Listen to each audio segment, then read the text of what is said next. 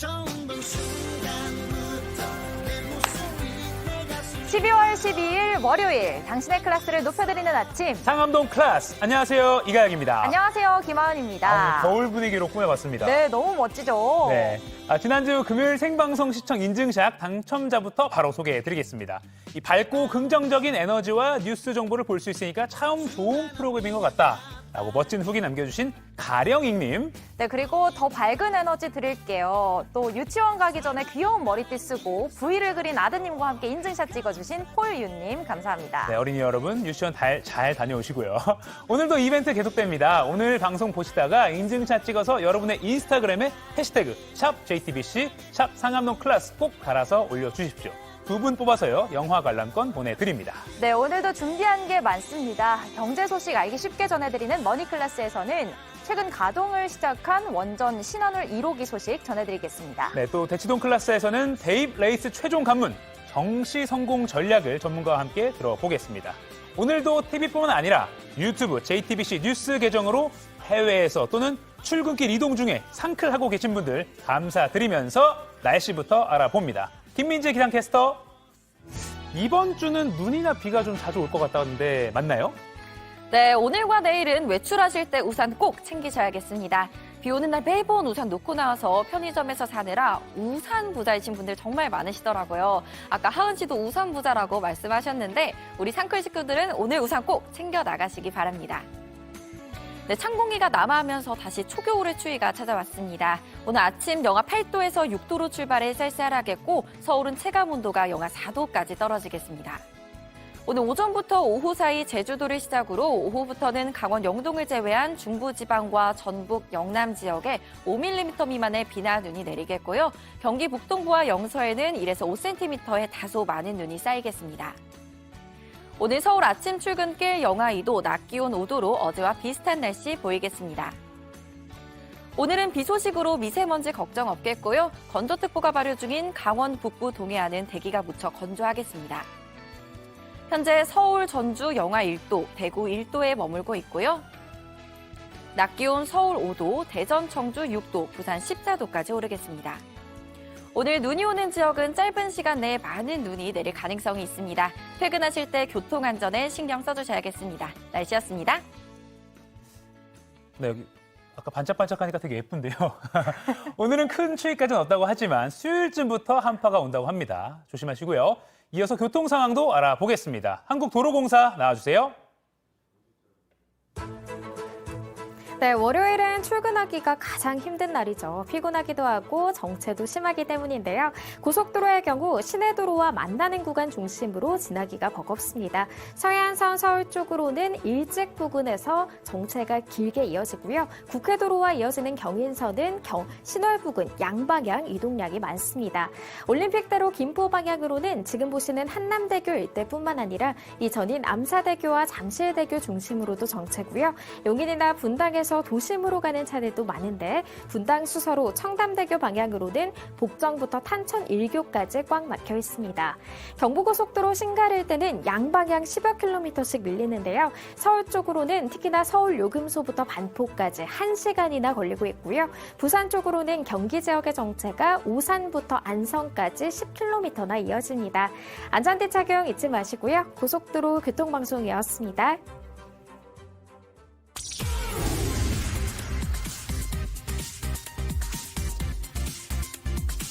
특히 면역저하, 기저질환 등이 있는 고위험군 청소년의 경우에는 접종이 반드시 필요합니다.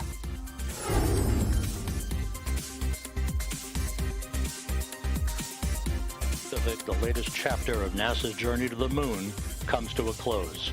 Orion, back on Earth.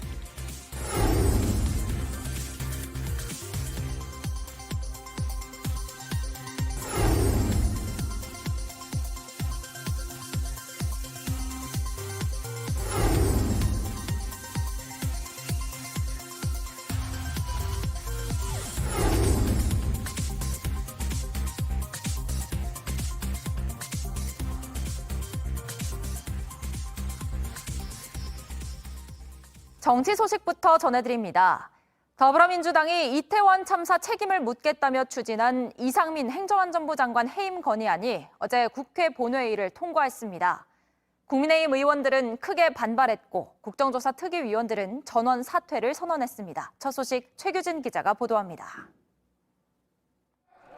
이상민 행안부 장관 해임 건의안은 국회 본회의에서 찬성 182표, 무효 1표를 얻어 통과했습니다. 국민의힘은 민주당이 해임 건의안을 상정한 건 이재명 방탄용이자 대선 불복이라며 반발했습니다. 여야가 어렵사리 국정조사를 합의를 했어요. 책임자 처벌이 먼저 된다면 그렇다면 국정조사를 왜 해야 됩니까? 하지만 민주당은 이 장관 해임 건의안이 진실과 책임의 문을 여는 출발점이라고 맞받았습니다.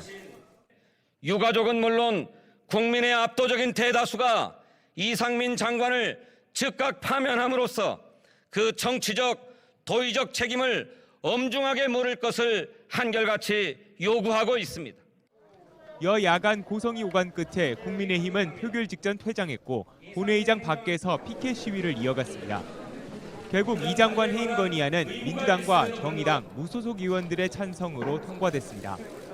윤석열 정부 출범 후 국회에서 국무위원 해임 건의안이 가결된 건 지난 9월 박진 외교부 장관에 이어 이번이 두 번째입니다. 국민의힘은 윤 대통령에게 거부권 행사를 건의하겠다며 국정조사 특위 소속 의원들도 전원 사퇴할 것이라고 밝혔습니다. 반면 민주당은 윤 대통령이 해임 건의안을 거부하면 임시국회에서 곧바로 탄핵 소추안을 추진하겠다는 방침입니다. JTBC 최규진입니다. 한동안 줄었던 코로나19 신규 확진자가 최근에 다시 많아지는 추세입니다. 백신 접종은 늘지 않은 상황에서 실내 마스크 착용 의무를 언제 해제해야 할지 그 시점을 논의하는 방역당국의 고심이 깊어지고 있는데요. 일단 정부는 오늘부터 10대 청소년도 변이에 대응하는 개량 백신을 맞을 수 있도록 했습니다. 윤영탁 기자입니다. 어제 코로나19 신규 확진자 숫자는 5만 4천여 명으로 일요일 기준으론 지난 9월 초 이후 14주 만에 가장 많았습니다. 최근 일주일 연속 증가세를 이어가고 있습니다. 백신 접종은 제자리 걸음입니다.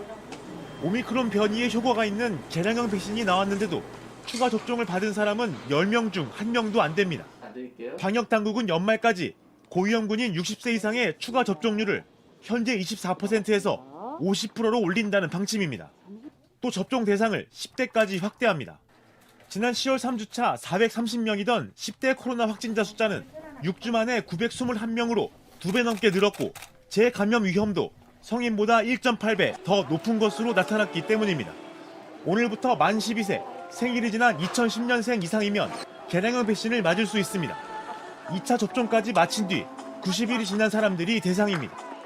특히 면역저하, 기저질환 등이 있는 고위험군 청소년의 경우에는 접종이 반드시 필요합니다.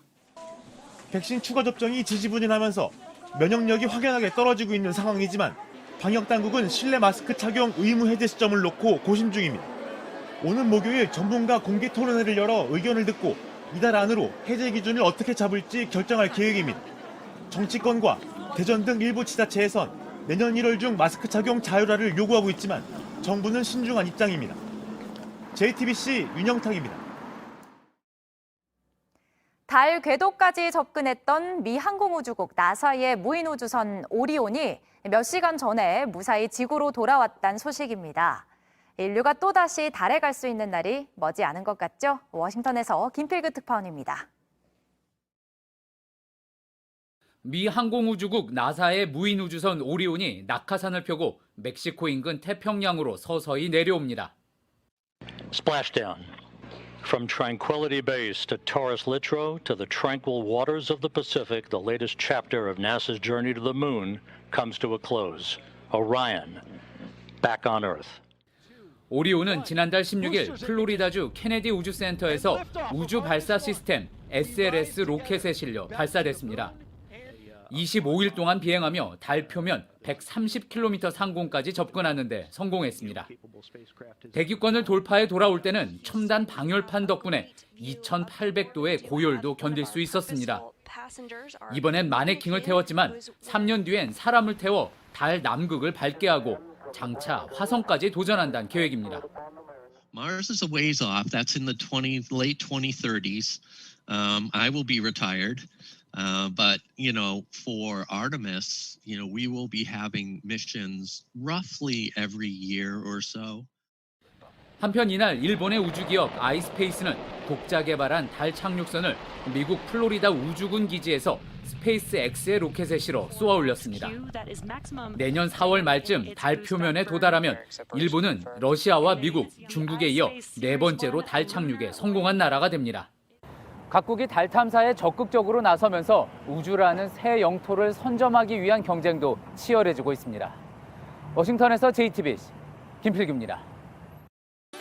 굿모닝 대한민국. 주말 인터넷에서 국제면을 뜨겁게 달군 소식이 있어서 가지고 왔습니다. 네. 먼저 영국 정부가 길거리 등 이 공공장소에서 여성에게 성희롱, 이 추파를 던지는 행위에 대해서 강력한 처벌을 하기로 했습니다. 먼저 워싱턴 포스트 보도인데요. harsher penalties, 그러니까 더 가혹한 처벌이라는 말입니다. 영국 내무부가 성명을 통해서 공식 발표했습니다. 처벌 수위는 최대 징역 2년입니다. 원래는 징역 6개월이었는데 2년으로 대폭 강화가 된 거죠. 영국 내무부는 모든 여성은 두려움 없이 거리를 걸을 수 있어야 한다고 배경을 밝혔습니다. 이런 걸 캣콜링이라고 하잖아요. 길거리에서 여성들한테 음담패설하거나 성희롱성 발언을 막 하는 걸 말하는데 사실 유럽 배낭여행 가면은 맞아요. 여자분들은 적어도 한두 번씩은 꼭 경험을 하거든요. 맞아요. 주의사항 1순위를 꼭 안내를 네. 해주죠. 맞죠. 그런데 더 주의해야 할 나라가 있습니다. 어허. 사실 이게 더 심각한데요. 우리 관광객도 자주 가는 나라 이야기입니다. 인도네시아. 인도네시아 국회가 최근 만장일치법으로 형법 개정안을 통과시켰습니다. 근데 이 개정된 형법이 상당히 셉니다. 로이터 통신의 보도입니다. Banned sex outside marriage with a punishment of up to 1 year in jail.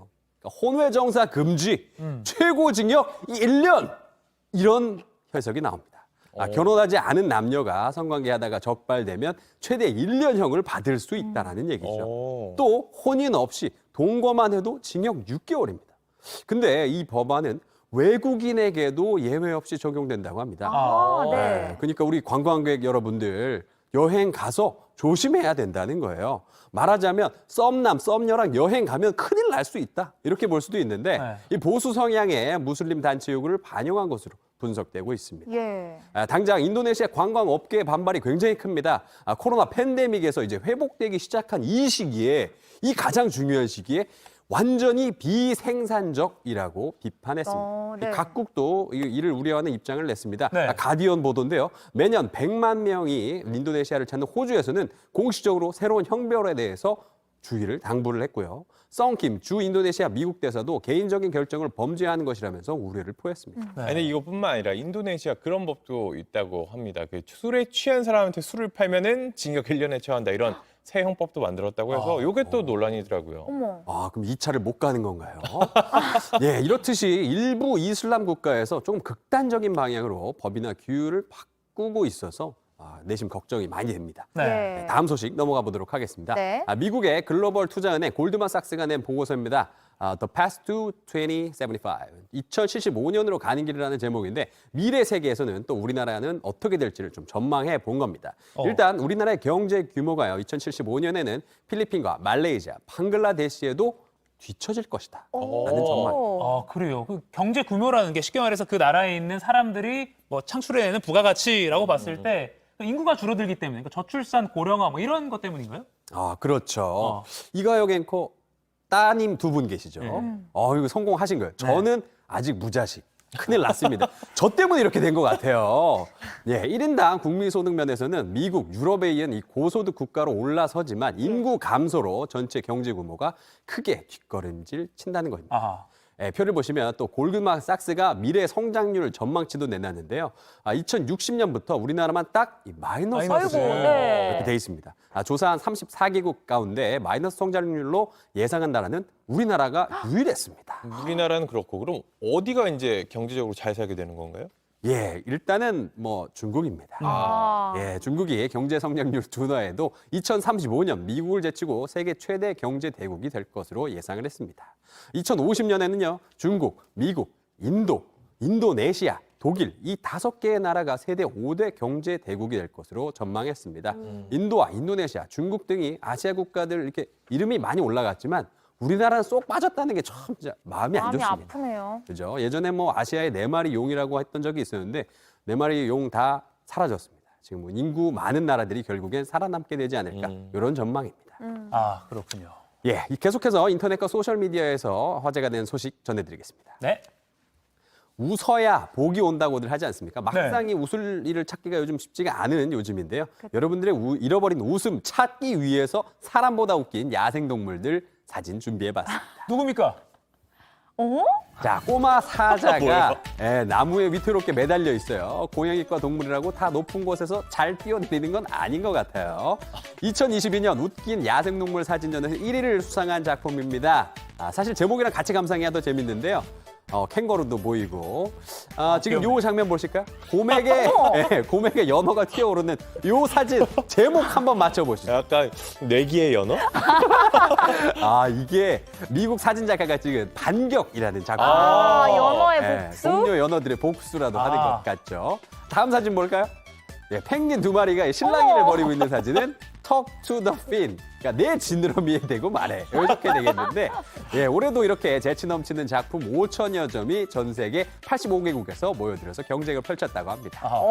좀 별난 사진전 같다고 생각을 했는데 인기가 그래도 꽤 있나 봐요. 2015년 영국의 사진 작가들이 만든 이 대회는 사실 그저 재밌는 동물 사진을 보고 웃자는 취지만은 또 아닙니다. 야생동물 보호에 대한 관심을 높이는 목적을 갖고 있다고 합니다. 그래서 수익금으로 자연기금도 지원하고 있다고 하네요. 좋은 취지니까 저희도 한번 찍어서 한번 응모해봐도 좋을 것 같습니다. 다음 소식 보시죠. 다음은 월드컵 열기가 뜨거운 카타르인데요. 월드컵 경기장은 아니고요. 카타르 대학의 축구장입니다. 딱 보기에도 녹색 잔디가 아니라 조금 다르죠. 이게 뭔가요, 이게? 뭐예요? 축구장이 지금 형형색색 막 선으로 가득 찼는데 축구장을 이제 예술의 장, 화가의 캔버스로 사용한 겁니다. 저렇게 하면 축구는 못하는 거잖아요. 축구는 좀 어려울 수도 있겠죠. 근데 이 예술가가 아랍 문화의 매력과 월드컵의 역사를 보여주고 싶어서 만들었다고 합니다. 축구장을 도화지 삼아서 무려 3,000리터의 페인트를 들이부었다고 하네요. 3,000리터 페인트니까 약간 환경에 영향 없을지 걱정도 되긴 하는데 아무튼 규모가 어마어마하네요. 완성하기까지 5개월 넘게 공을 들였다고 합니다. 작품 크기만 해도 9,600제곱미터. 엄청 크죠. 세계 최대 예술 작품으로 기네스 기록까지 세웠다고 하네요. 아니 좋긴 한데 저거 축구장이잖아요. 다시 치워야 되는 거 아니에요? 좀 아깝기도 하고 그죠? 영원히 보존될 수 없다는 게 단점이긴 하지만 드넓은 축구장을 도화지처럼 활용하는 게 뭐든 참 쓰기 나름이라는 생각이 듭니다. 월드 클래스. 오늘도 저는 최선을 다했습니다. 네, 나라박 이슈 재밌게 잘 살펴봤습니다. 지금까지 월드보이 이용주 캐스터, 도시락보이 이도성 기자였습니다. 또 만나요. 또 만나요. Baby, baby, baby, my baby. 세상 누구보다 널 사랑해. 모든 힘 다해 너를 불러. Hold me tight, baby, you're my everything. 널 만나고 난 변했어. 세상 누구보다 널 사랑해. 모든 힘 다해 너를 불러. I'm in London, London boy.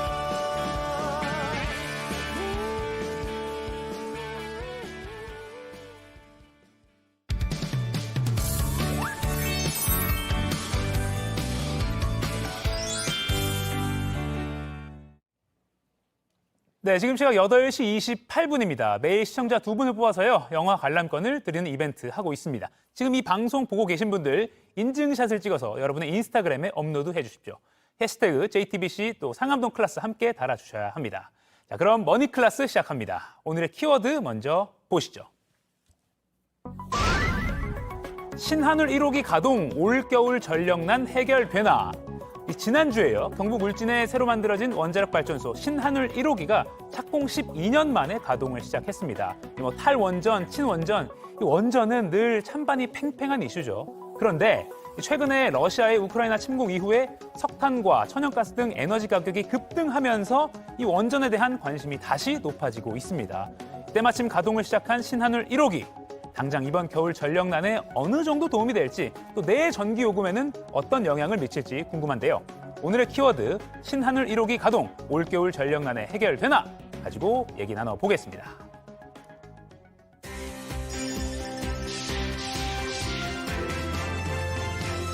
원전 전문가 정동욱 중앙대 에너지시스템 공학부 교수 모셨습니다. 안녕하세요. 네, 안녕하세요. 안녕하세요. 이른 아침에 감사합니다. 네. 이 먼저 지난주에 가동을 시작한 신한울 1호기 간단하게 뭔지 좀 설명 좀 해주세요. 네, 신한울 1호기는요, 현재 세계에서 건설되고 있는 원전 중에서 가장 최신의 원전을 볼 수 있는 제3세대 원전 중에 하나입니다. 네. 국제적인 브랜드로는 APR 1400이라 부르고요. 우리나라에서는 3번째로 준공됐고 세계적으로 보게 되면 UAE 수장을 포함해서 5번째 원전이 되겠습니다. 특히 신한울 1호기가 중요한 것은요. 우리나라가 이제 UAE에 원전 수출할 때까지도 기술 자료를 못했던 게 세 개였습니다. 원전으로 냉각제 펌프를 하는 것, 그 다음에 원전으로 계측 제어 설비, MMIS라 부르는데요. 그 다음에 원전 발전소 안전성을 갖다가 검증하는 전산 분석 코드, 뭐 이런 게 있었습니다. 근데 이 세 가지를 갖다 완전히 국산해가지고 적용한 것이 신한울 1호기라서 그 의미는 대단히 크고 우리나라의 기술력을 다시 한번 증명해 보인 것이라고 말씀드릴 수 있겠습니다. 그렇군요. 그러니까 사실 뭐 말씀하신 게 조금 복잡하긴 하지만 어쨌든 뭐 우리 국산화하기 어려웠던 세 가지 기술이 이번에 국산화가 됐다. 굉장히 중요한 그 계기다라고 볼 수가 있을 것 같은데 여름의 무더위, 겨울에는 맹추위 이때마다 뉴스에서 항상 전력난 심각하다 이런 얘기가 나옵니다. 이번에 신한울 1호기가 이 전력난 해소에 좀 어느 정도 도움이 될까요? 상당히 기여를 할 거로 봅니다. 요번에 이제 겨울철에 특히 난방 때문에 이제 겨울철 피크가 대략 한 94기가와트 언저리에서 형성될 거로 예상하고 있습니다. 네. 근데 1.4기가와트거든요. 신한울 1호기가. 그렇다면은 전체 피크의 한 1.5% 되는데 그보다 더 중요한 것은 공급 예비율입니다. 이 전력이라는 것은 공급과 수요가 딱 맞아야 되거든요. 근데 수요는 항상 변하기 때문에 거기에 맞춰주기 위해서 공급 예비력을 가져야 됩니다. 그 공급 예비력을 보통 한 10% 정도를 권유해요. 그럼 네. 9.4기가와트를 가져야 되는데 예비율로서 1.4기가와트면 그거에 한 15% 되는 것이죠. 여기 보면 공급 예비율 15%. 맞습니다. 네. 그러니까 이제 신한울 1호기 때문에 아마 이번 겨울철 피크 걱정은 안 하셔도 될 겁니다. 아, 그렇군요.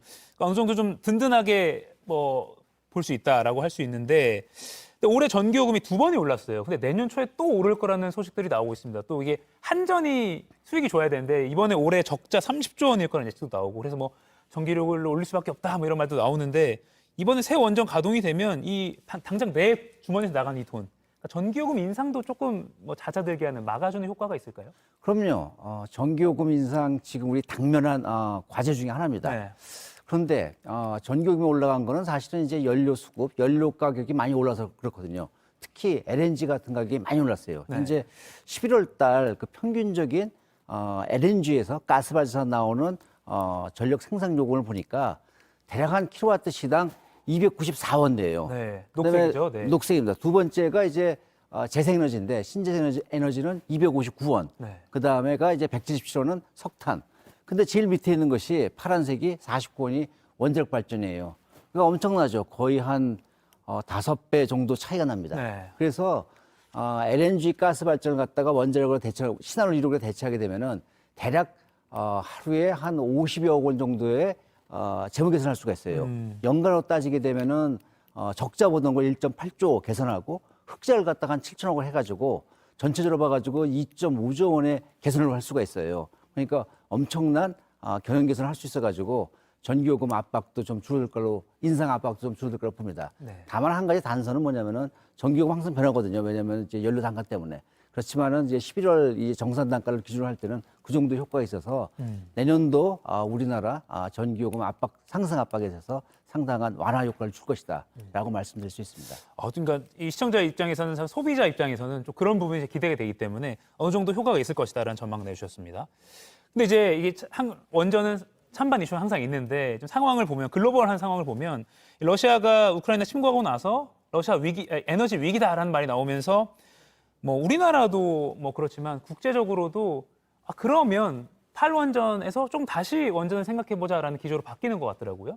뭐 이런 분위기는 좀 어떻게 봐야 될까요? 다시 주목받고 있는 원전에 대해서는 어떻게 보십니까?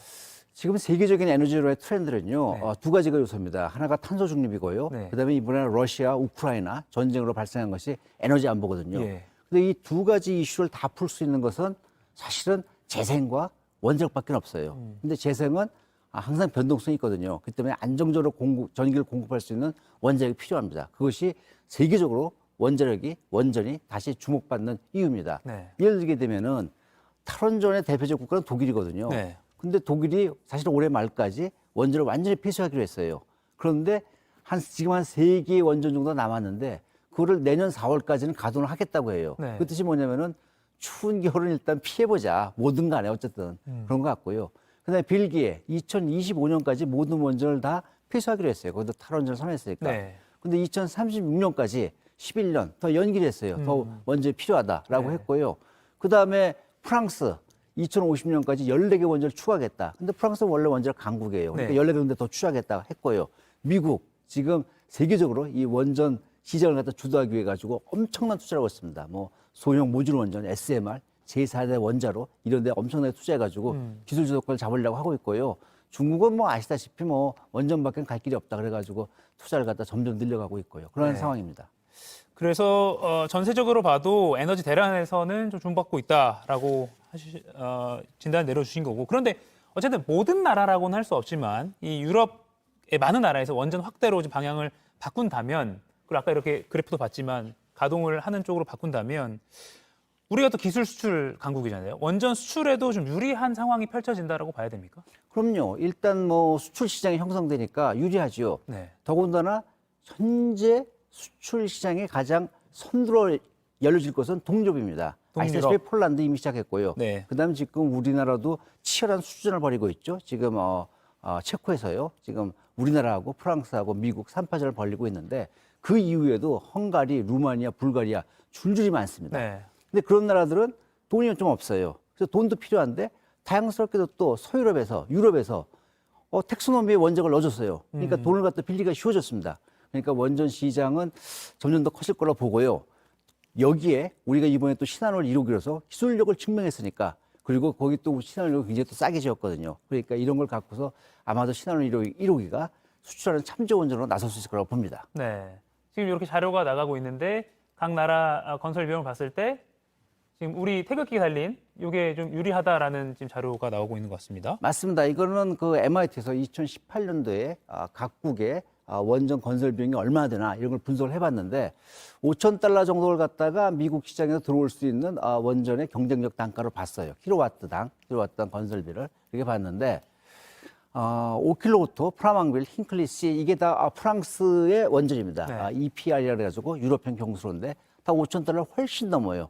그 다음에 보그틀 3호기, 4호기, VC 서머는 완전히 철수를 해버렸습니다. 이거는 미국 원전인데 이것도 5,000달러 넘고 우리나라가 바라카에 수출한 것만 사실상 이게 시장 경쟁이 있다라고 보고 있고요. 저거는 그때 분석되는데 실질적으로 지금 건설된 실적 단가를 보게 되면은 훨씬 더 차이가 납니다. 네. 이재용 삼성전자 회장이 얼마 전에 바라카 방문해서 뭐 직원들을 격려했다 이런 뭐 보도도 있더라고요. 교수님, 이게 투자 쪽 전문가는 아니시지만 에너지 원전 전문가시지만 저희 머니클래스 코너에서 꼭 이건 피해갈 수 없는 질문이라서 하나 드립니다.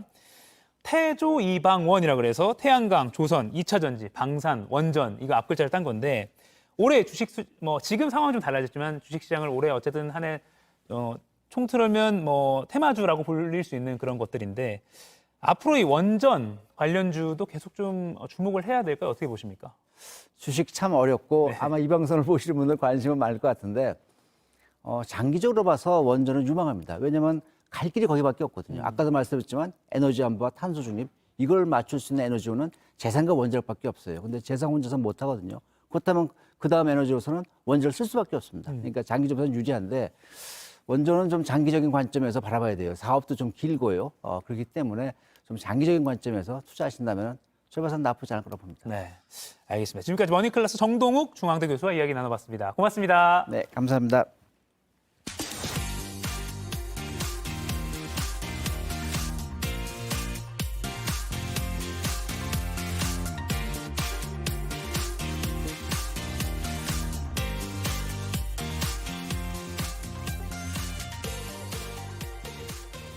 네, 최고의 입시 전문가를 상암동으로 초대하는 시간입니다. 대치동 클래스. 오늘 주제부터 빨리 만나보겠습니다.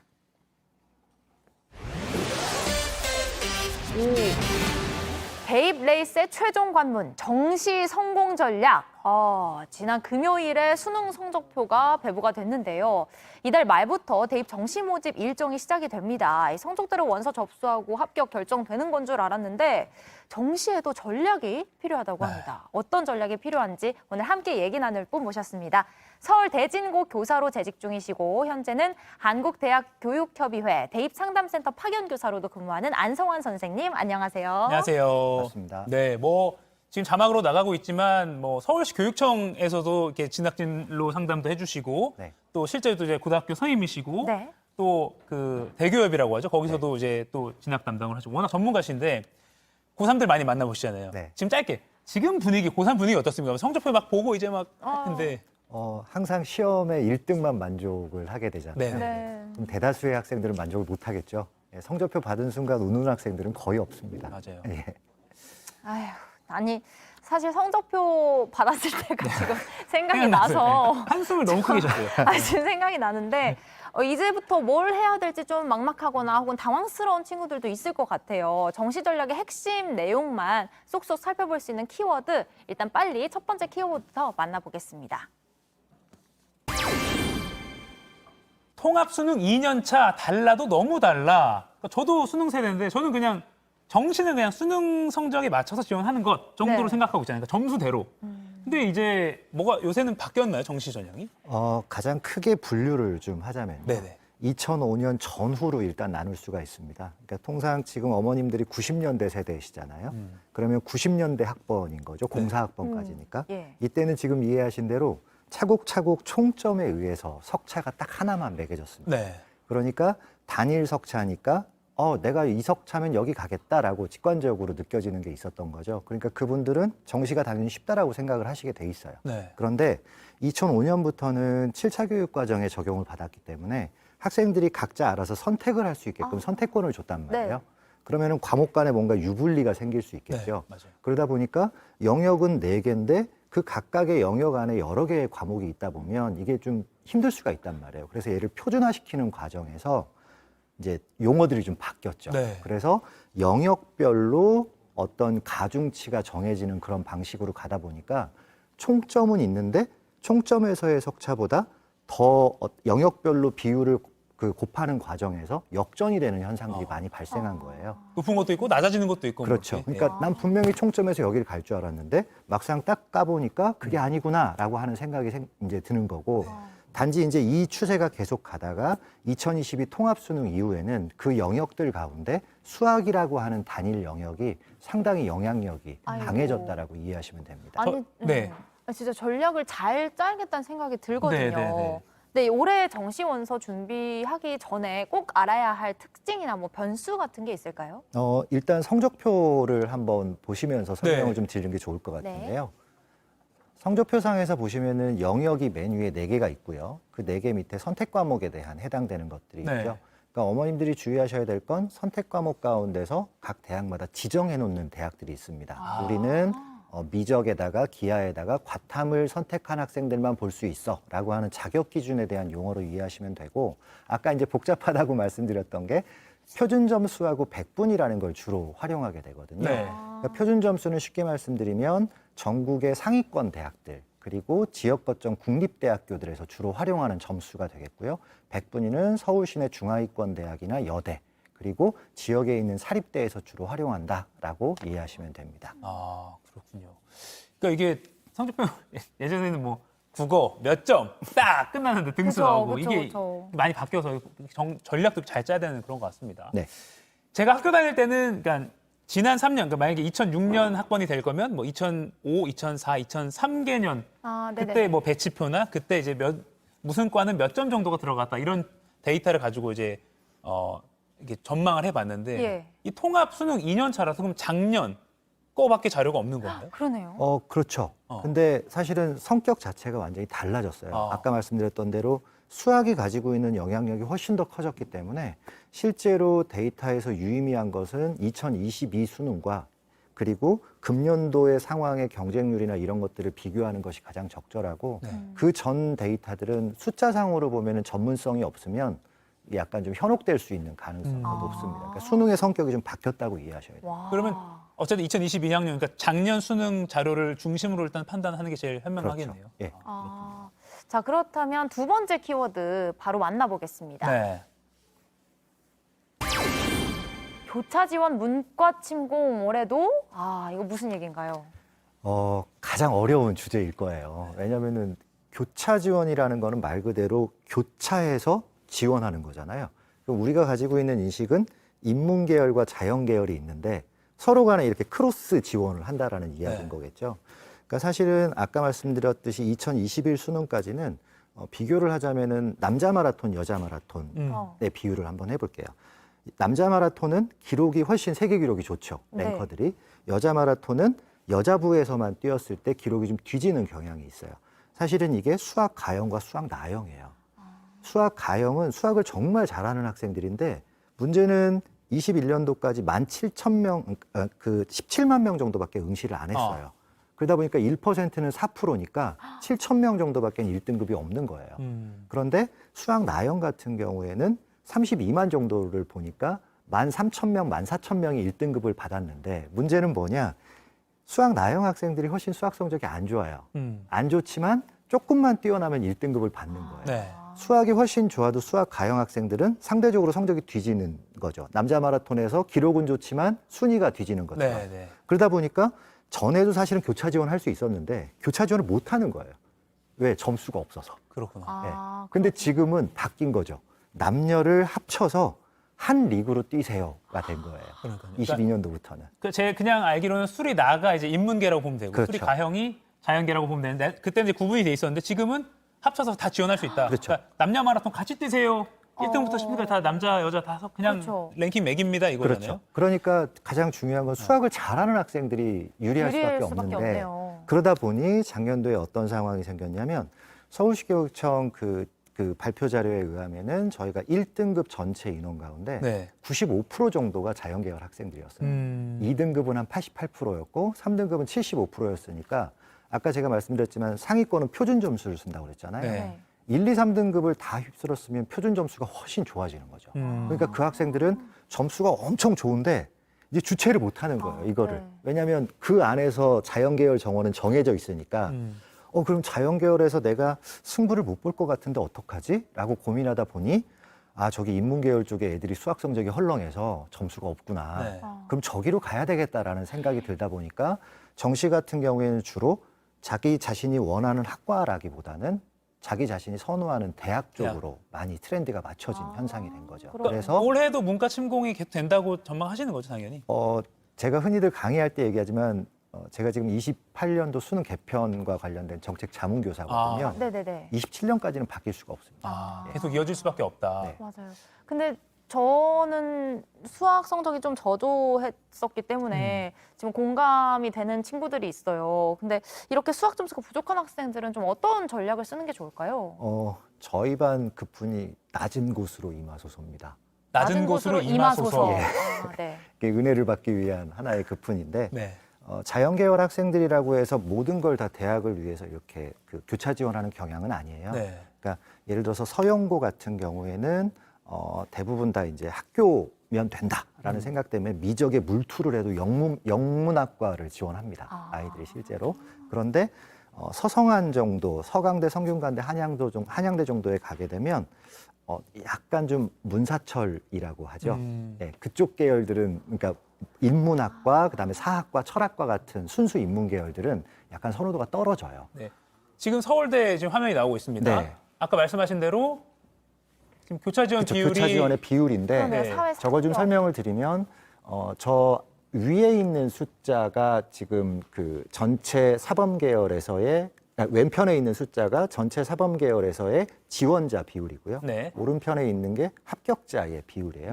그러니까 쉽게 말해서 사범 계열에선 23%가 전체 지원한 학생들 가운데 교차 지원을 한 학생들이고 25%는 전체 합격자 가운데 이만큼을 차지했어요라는 건데 비교해 보시면 사회계열이나 경상계열하고는 상당히 좀 차이가 좀 있죠. 그리고 자율전공 같은 경우에는 거의 지원자 대비가 아니라 합격자 대비 100% 다 교차 지원 대상이었어요. 그렇군요. 그런데 이제 서성한 라인으로 성균관대하고 서강대를 한번 물어보면 서강대 같은 경우에는 교차 지원 비율이 상당히 아까 서울대에서 같은 방식으로 봤을 때보다 높았는데 그러네요. 성균관대는 상당히 상대적으로 낮은 편이죠. 네네네. 그러니까 총점에서는 성대나 아니면 서강대나 비슷한 라인업에 있는데 네. 이제 이게 비밀이 뭐냐면 어머님들이 성적표를 받아보셨을 때 인쇄된 점수는 두 가지라고 말씀드렸잖아요. 네. 하지만 인쇄되지 않은 점수가 있어요. 뭐죠? 그게 변환 표준 점수랑 대학별 환산점이라는 거예요. 아. 그러니까 여기서부터는 조금 전문 영역이기 때문에 이때부터는 공교육기관이나 이런 곳에서 제공하는 프로그램을 통해서 조금 더 자신의 유불리를 확인할 필요가 있는 거죠. 네.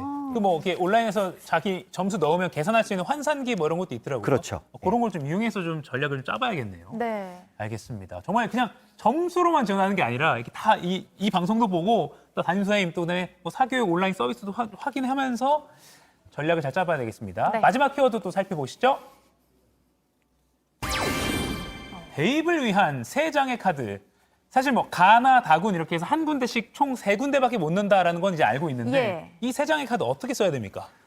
세 장이라고는 하지만 사실은 총점의 레인지에 따라서 어떤 경우에는 가나다군 가운데 가나군밖에 없는 경우도 있어요. 네. 실제로는 세 장이라고 하지만 두 장이 될 수도 있는데 아이고. 어쨌든 처음에 성적표를 받게 되면 가장 먼저 해야 될 게 표준 점수하고 백분위를 활용해서 배치표를 활용하는 겁니다. 우리가 흔히 배치표는 기억하시죠? 네. 어떤 건지. 그래서 배치표라는 게 뭐냐면 절대적으로 합부를 좌우하는 건 아니에요. 몇 점대 정도가 여기에 있다라는 거 정도, 몇 점대 정도가 이런 학과가 있다라는 걸 보여주는 건데 한마디로 표현하면 배치표는 선호도를 보여주는 겁니다. 아, 그렇죠. 어느 대학을 더 선호하나, 어느 학과를 더 선호하나. 우리 온라인 쇼핑할 때도 리뷰 먼저 보지 않습니까? 예. 리뷰가 많다라는 건 선호도가 높은 거죠. 입시에서는 선호도가 높으면 결과가 높아야 됩니다. 점수가. 네. 그래서 그런 부분으로 일단 가군과 나군, 다군에서 적절하게 상향, 그다음에 소신, 그리고 안정이라고 하는 그 몇 가지 대학 리스트들을 만드는 겁니다. 예. 제일 먼저 해야 될 작업이에요. 지금 시간이 많이 부족해서 마지막으로 짧게 내 점수가 어느 정도인지를 확인하려면 어떻게 해야 됩니까? 대학별로 아까 말씀하신 대로 학교별로도 점수가 다르고 네. 뭐 또 환산점도 환산해 보면 있고, 뭐가 네. 달라지고 하는데 이걸 내 점수를 파악하려면 어떻게 되는 거예요? 내 점수를 파악하는 건 아까 말씀드렸지만 기초적인 작업을 하고 나서 프로그램을 통해서 상담교사와 함께 그걸 논의를 하는 겁니다. 근데 가장 제가 오늘 포인트로 알려드릴 거는 보통 학생들이 모의 지원이라는 것에 목매는 경우가 많아요. 네. 되게 편하거든요. 그 돈도 내잖아요. 그렇죠. 돈도 상당수를 내죠. 그런데 중요한 거는 모의 지원만 갖게 되면 내가 너무 무식한 상태에서 들어가기 때문에 그 형태가 지금 올바르게 됐는지 안 됐는지를 판단할 수 있는 정신이 없는 거예요. 아하. 그렇기 때문에 상담까지 귀찮더라도 충분히 내 점수에 대해서 3년 동안 고생한 결과니까 여기에 대해서 충분히 연습을 하고 모의 지원을 통해서 내가 들었던 점수에 그 축대로 안 가는데? 라고 하는 상황을 볼 수 있어야 되거든요. 실제로 작년도에도 서버가 다운될 정도의 그 사이트가 있었는데 네.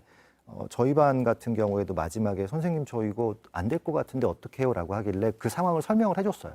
그리고 실제로 그 학생이 교차 지원을 해서 서울대 경영을 갔던 거예요. 진짜요? 그러니까 얼마든지 간에 충분히 자기 자신이 알고 나서 이해하고 나서 물론 준비 기간이 짧지만 조금 더 성의 있게 그렇게 스스로의 성적표에 대해서 가치를 좀 매겨주는 게 정시에서 가장 중요한 포인트 같습니다. 그 온라인에 자동 시스템이 있지만 유료 시스템 같은 게 있죠. 그런 거에 너무 의존하지 말고 자기 점수를 좀 더 진득하게 네. 분석을 해보자 이런 말씀이었던 것 같습니다. 네, 맞습니다. 오늘 너무 좋은 시간 보냈는데, 조금만 더 이제 힘을 내면 정말 정시도 다 끝날 수 있으니까 남은 시간 학생들 모두 힘냈으면 좋겠습니다. 네. 지금까지 안성환 선생님과 함께했습니다. 고맙습니다. 고맙습니다.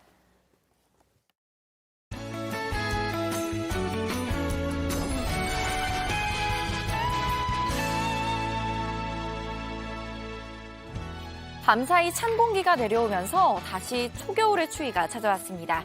오늘 아침 영하 8도에서 6도로 출발해 쌀쌀하겠고 서울은 체감온도가 영하 4도까지 떨어져 더 춥겠습니다. 오늘은 외출하실 때 우산 꼭 챙기셔야겠습니다. 오늘 오전부터 오후 사이는 제주도에, 오늘 오후부터 밤 사이는 강원 영동을 제외한 중부와 전북, 영남 지역에 5mm 미만의 비나 눈이 내리겠고요. 경기 북동부와 영서에는 1에서 5cm의 다소 많은 눈이 쌓이겠습니다. 현재 강원 북부 동해안에는 건조특보가 발효돼 대기가 무척 건조하고요. 비나 눈 소식으로 전국이 대체로 흐리겠습니다. 오늘은 공기가 깨끗하지만 내일은 어제 고비 사막과 내몽골고원에서 발생한 황사가 남부 지방을 중심으로 영향을 줄 수 있겠습니다. 현재 서울, 전주 영하 1도, 대구 1도 보이고 있고요. 한낮에는 서울 5도, 광주 7도, 부산 14도까지 오르겠습니다. 이번 주는 전국 대부분 지역에서 비나 눈 소식이 잦겠습니다. 내일도 강원 동해안을 제외한 전국 곳곳에 비나 눈이 내리고요. 수요일부터는 서울의 아침 기온이 영하 10도까지 뚝 떨어지면서 전국적으로 매서운 추위가 찾아오겠습니다. 날씨였습니다. 상암동 클래스 오늘은 여기까지입니다. 상클 시작한 지 이제 꼭 한 달이 됐습니다. 와, 벌써요. 근데 저는 사실 더 오래된 것 같이 느껴져요. 상클 뭐 2교시도 그렇고 인증샷 이벤트도 그렇고 시청자분들께서 적극적으로 소통을 해주신 덕분에 이미 뭐 거의 클래스메이트처럼 느껴집니다. 클래스니까 클래스메이트. 네. 저도 더 가까워지고 싶습니다. 우리 시청자분들 이야기도 더 많이 듣고 또 한 식구로 같이 상클을 만들어 가고 싶은 생각이 많습니다. 네, 그래서 오늘 상클 2교시는 여러분과 함께 지난 한 달을 돌아보면서 반성도 하고 즐겁게 수다도 떨고 새로운 안건에 대해서 논의도 하는 원래 회의를 해볼까 해요. 네, 저에게 하고 싶은 말들 또 상클에 대한 의견, 개인적인 일화도 다 좋습니다. 화면에 보이는 QR코드 찍고 많이 유튜브로 들어오셔서 저희와 소통하시면 좋겠습니다. 네, 오늘 정말 여러분의 참여가 중요한 날이니까요. 댓글 많이 남겨주세요. 잠시 후에 만나요. 네, 그럼 오늘도 상클하세요.